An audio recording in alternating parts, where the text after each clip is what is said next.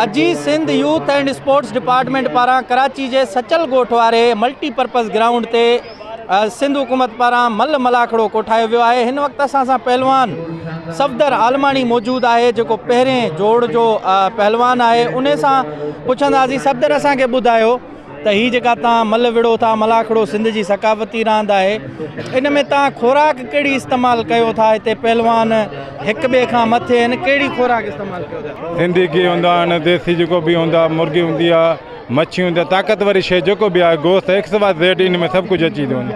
ॿियो main exercise बि आहे, एक्सरसाइज़ बि आहे, पंहिंजो सपोर्ट लाइ माना पाण खे हिकिड़ो घणो बचाइण जे लाइ बि कंदा आहियूं। बाक़ी मैदान में अचिणो आहे, मैदान में मल मारणी आहे, पाण खे जिताइण जी कोशिशि वॾियूं कंदा माण्हू। अला ॾिए थो ख़र्च जाठे ते थिए थो, अवाम ॾिए थी, जेको अवाम असांखे कोन चाहे थी बाही में आहिनि उहे इनाम ॾियनि था, उन मां गुज़र सफ़र थिए थो। पर एतिरो गुज़र सफ़र बि असां न बि चऊं, जेको थी सघे थो नॉर्मल ई आहे।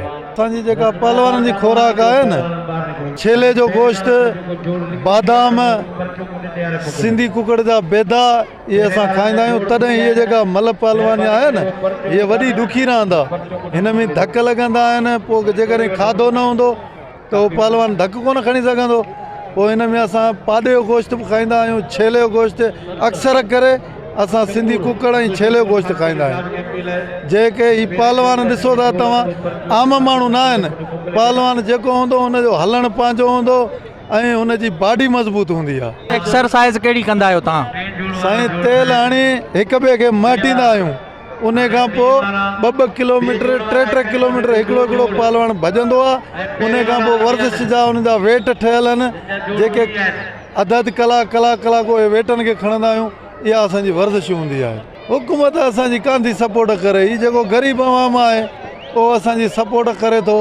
पोइ उन असां पहलवानी करे उहो जेको अवाम ॾिए थो, इनाम असांखे ॾिए थो। पोइ उन ते असां पंहिंजो बि ख़र्चु कयूं था, पंहिंजे जान ते बि ख़र्चु कयूं था ऐं बचा बि उन ते तातियूं था।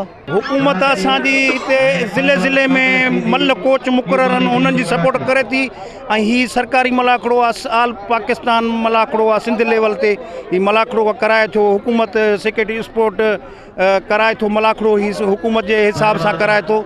जेको हुकूमत जो वस आहे असां सां मतिलबु उनजो तावन आहे। ऐं मां वियो आहियां किर्गिस्तान, रशिया वियो आहियां, ऐं रशिया मास्को, काज़ान वियो आहियां, ऐं मां चेना वियो आहियां। ॿाहिरि मुल्क, 3 मुल्कनि में असां फस्ट पोजीशन हिकिड़े मुल्क में खणी आयासीं, रशिया में, पाकिस्तान लेवल ते, ऐं चेना में मां 3 पोजीशन में खटे आयोसीं।